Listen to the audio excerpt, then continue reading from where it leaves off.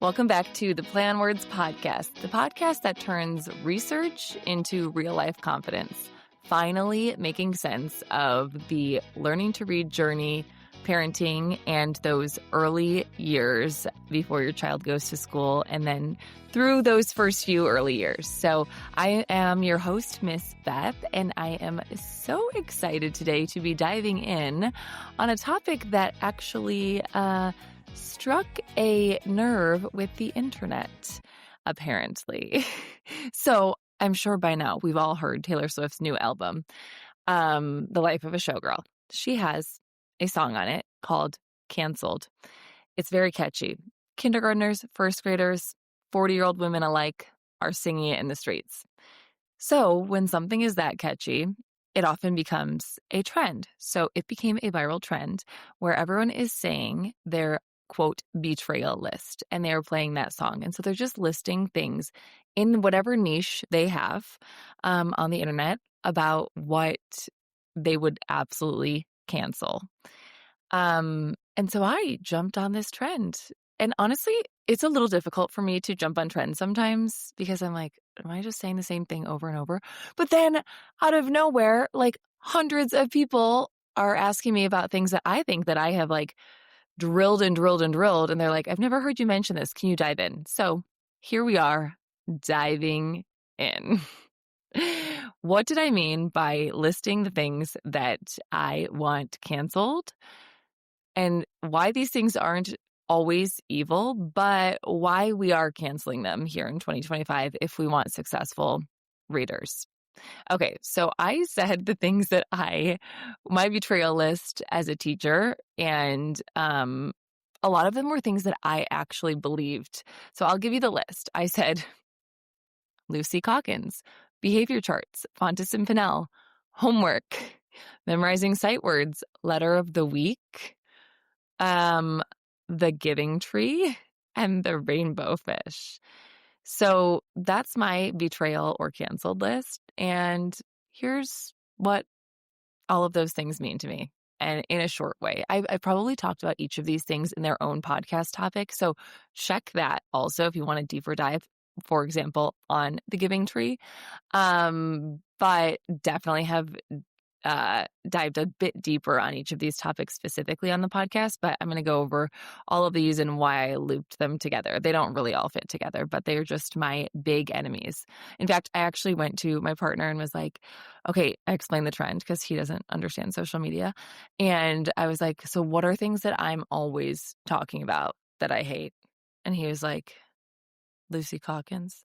And I was like, well, you can go more specific than that. And I was like, he was like, okay, sight words, Bob books. Bob books aren't on my canceled list. I just personally don't love them. However, they are a good decodable. A good decodable option. They're just not my favorite in excitement for kids. But if we're just looking at research, Bob books are fine. Okay, so let's start with the big one. The big one, I think, is behavior charts. This was I had the most comments asking why behavior charts are canceled. So a behavior chart is often you might just see three colors like red, yellow, and green, like a stoplight. And every child starts the day with their name on a clip and it is on green. And if they make good choices or bad choices, the teacher determines that and tells them to go move their name on the chart. I actually have a podcast episode where we talked about this, and I told a principal that people asked how to deal with a teacher that is using these charts. And he said, well, that isn't ethical and it wouldn't pass a school check. And I was like, no, a person really wrote that. People are using these still. And so he was just shocked by that. So that's the quick, easy behavior chart, what it is. Why we don't like it. Okay, so behavior charts, oh my gosh, are soul crushing, honestly, and cause shame spirals only to kids. It gives emotional whiplash and regulation. An emotionally regulated child is so much greater than a reward system or just a quiet class. There's a whole bunch of other types of behavior charts too. There's like Class Dojo and sticker charts. And the thing that we want to look for the most that should be canceled is anything that is public for your child in front of the whole class. So if it's a one-on-one way that a child can modify their feelings and their behaviors with the teacher, that's a different story. But public behavior tracking is not helpful at all. They might look helpful and it might even seem helpful in the moment. Like maybe you get your kids to be super quiet in class, but they actually just cause kids to be afraid of getting in trouble.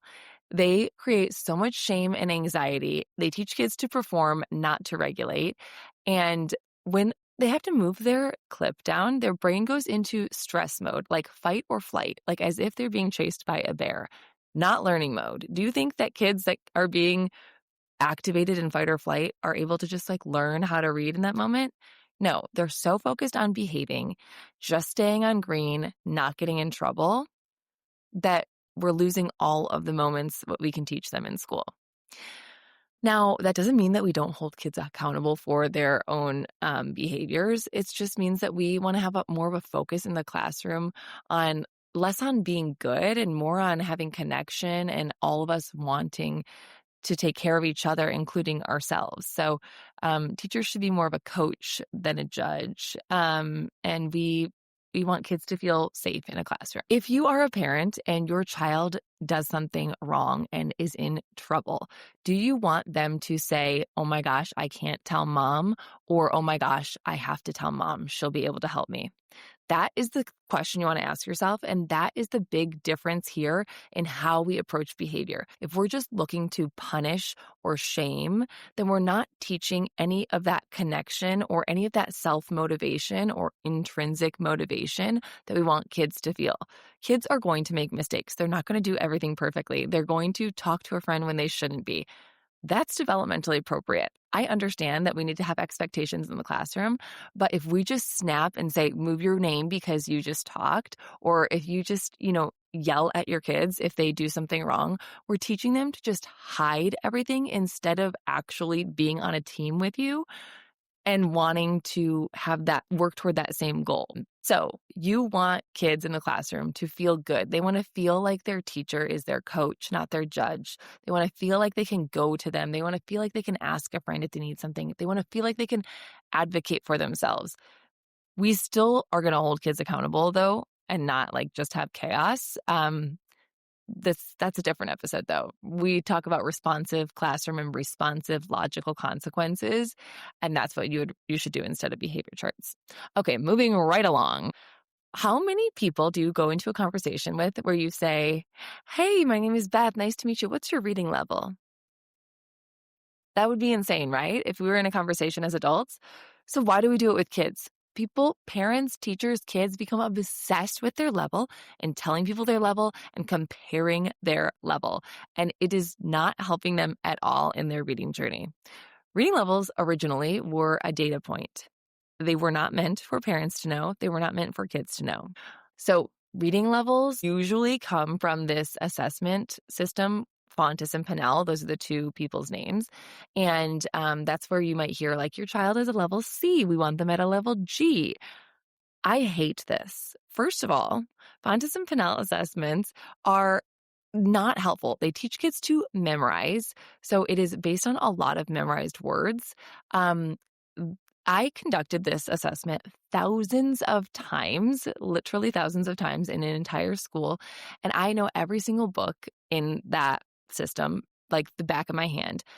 And certain kids would score higher on certain levels if the book at that level was at their interest. So there's like one about ice skating, but then, 3 levels earlier, so 3 levels easier, was about like fishing. And a lot of kids weren't interested in that, but they maybe had gone ice skating and they knew some of the words. So they could pass 3 levels higher, but not the one 3 levels lower because they didn't know any fishing words and they really weren't interested. So there's so many variables also that go into these assessments. Like I would pull kids from gym class or right after lunch or right before lunch. Right after lunch, they're tired. Right before lunch, they're hungry.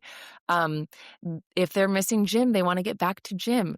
There are so many variables. Like, think about it with your own self. And if you like have a great workout one day and then the next day you do the exact same workout and you're like, wasn't as good as it was yesterday, or I'm sore from this one and a week later I did it and I'm not sore from this. Like, there's so many variables. That workout being like different, good some days and not good some other days, or hard for you some days and easy for you other days, is the same thing that we're looking at with these Fontes and Pinnell assessments. So that's one thing, like they're inaccurate. The second thing is that kids were never meant to know their reading level. Can you think about like being in a conversation with an adult and be like, "Hi, my name is Beth. What's your reading level?" Like, that would be insane to do that at parties, but we're doing it with kids. And they become obsessed with knowing their level, comparing their level. What's their friend's level? What's the level they should be at? And it does not help them on their reading journey. Reading levels were never meant for parents or kids to know. They were a tool for teachers to use as one tool in their toolkit of collecting data points of what kids are able to do and how they're progressing. But more than that, reading levels reduce choice and agency for kids. So when kids feel forced to pick in a certain like bucket of their level bin, bin of books, like at like level C, they don't feel like they have the option of picking something that they do like. So we're taking away that choice and we're taking away their ability to start thinking about what they want, what they're interested in. We're oversimplifying reading when we're so fixated on these reading levels. Reading is really multifaceted. There's vocabulary, background knowledge, interest, stamina, comprehension, decoding, spelling patterns. A level ignores all of these different pieces and generalizes ish like where a child is reading. And it misrepresents growth. A child can often level up, but then be struggling a lot with deeper thinking or vocabulary or certain spelling patterns. And they might just pass the level because they knew that one word, where if we gave them a decodable passage, it would show us if they're struggling consistently with a certain spelling pattern. And that is how we can actually attack their problem and help and have kids have real growth. Reading levels also, like this over focus on reading levels uh, causes kids to stop taking as much risk. As too much focus on reading levels, I have seen, discourage kids from risk taking. So kids might avoid a challenging text because they're afraid of failing or being below level. So it's going to be embarrassing. And they might actually like be able to read that book mostly. And they misguide instruction. So matching a kid only to just right leveled text for them denies them access to such rich, complicated scaffolding in books. And research suggests that scaffolding with harder texts can really help kids grow in their reading skills. Plus, it's really inconsistent. The publishing varies. So one publisher might say this is a level A, and another publisher might have the same exact book and say this is a level D, which just leads to more confusion for parents. They think, okay, my kid's a level A, I'm buying all these level A books, but it's different based on each publisher, based on each author. It's just dysregulated and a mess. Moving right along to memorizing sight words. If your child knows because but can't read the word cat, we have gone too far. Kids have memorized words. This is a different part of the brain. When we are asking kids to decode words and then some words just need to be memorized, we're storing that in different parts of the brain. There are words that are trickier, but we want to teach them the tricky part is what we memorize. So we still are going to sound out the word, and then we're going to teach them there is an irregular part, not the whole word. The whole word is not irregular. And we want to use something called morphology, where we kind of talk with kids in a good science-backed reading curriculum. We talk with kids about where that word came from. For example, the word healthy is spelled with an E-A because it comes from the word heal. So heal does follow the pattern. E-A says E, but when we get the word healthy, we have short E sound, eh, but we still spell it with the long E pattern. So when we talk about the origin of the word and go into a deeper word study, This helps kids really understand. It feels confusing to us, but kids are sponges and they are understanding and they love doing word study. And it really helps them store why that word is spelled that way and how to continue spelling it that way when they read it and when they write it. Letter of the week. I am not opposed to cute activities in preschool where we focus on like C for cookie, cracker, crunchy, and all of the snacks that week are around that letter. But I am opposed to the curriculum being just focusing on one letter a week. One letter a day is a much better approach because we want to have more frequent practice with the letters. So if you do one letter a day, you have an opportunity to go through the alphabet several times with your class rather than just one letter a week, only lets you go through the alphabet once throughout the year. So we want to give kids frequent practice. So if we're doing like one letter a day, we're getting through 7 letters a week. Or 5 in the classroom. So another thing though I hate about letter of the week is that often like it is stretched for a whole week. So let's say every day we're going to have snack in preschool that starts with that letter. And so people are doing, okay, day 3, it's celery. We already had crackers and cookies and carrots. Now we're on to celery. Do you think 3 and 4-year-olds are ready to understand that C usually says K unless it's followed by an I, E, or Y, and then it says S? No. We usually teach that systematically in end of first grade or early second grade, or when a child demonstrates they're ready. I've never seen, I shouldn't say never, I rarely would see a 3-year-old be able to understand and grasp that letters make different sounds. Because at this stage, they're still not even fully grasping that letters need to be facing a certain direction in order to make that sound. For example, B and D, they can't tell which one is which. But if they really were able to understand that a letter needed to be a certain way, they would know that letter makes this sound. So anyway, letter of the day, much better approach. Okay, The Giving Tree. I want to say I used to think this book was sweet, but I think it is a case study in codependency. I think that there are much better books with healthier emotional stories. I felt sad as a child reading this book, but I am a deeply feeling person. Of course, like some people said when I posted this, canceled this, they said that they love to talk about healthy boundaries, like with 5th graders when they read this book, and that's great. Okay, and The Rainbow Fish. So apparently and The Rainbow Fish. Apparently the message is kindness means giving away your body parts for friendship. I don't know. I just think it has a weird message. Again, people commented that they use it in their classroom to talk about what the rainbow fish could have done differently, and that is awesome too. I just think these books are over-glorified and unnecessarily. Like, they're not that great. Okay? Sorry, I said it. Okay, so what's not canceled?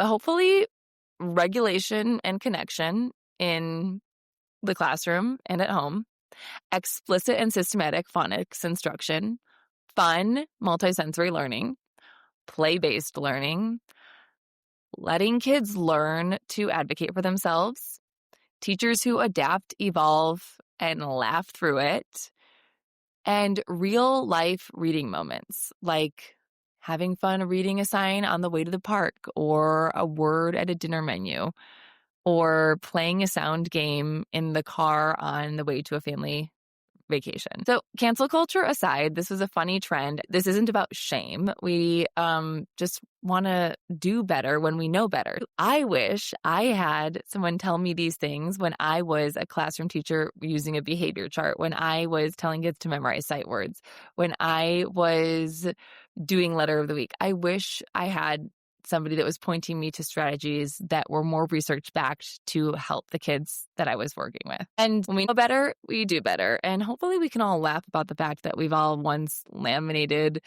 a piece of paper that says, "Don't know the word? Can you just look at the picture and guess?"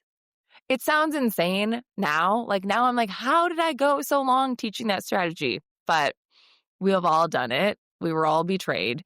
And hopefully, this is just a little bit more information for you to feel equipped and empowered and know that there are other ways if something isn't working for you and your family. Okay, that's it for my canceled list. If you have something you want to add, let me know. Message me at Big City Readers on Instagram. And make sure you are following and subscribe to this show. And if you like this episode, will you rate and review it? It helps us show up for more parents to be able to get this message. And we want to change the world and make every single parent feel empowered and excited and help their kids love learning. So if you want to be a part of that, please share this with a friend and message me if you have any questions, and maybe we will answer it here on the show. All right, that is all for this episode. So I will see you in the next episode of the Play on Words podcast from Big City Readers. I'm Miss Beth, and I hope you learned something and had a little fun hanging out here with us today. See you next time.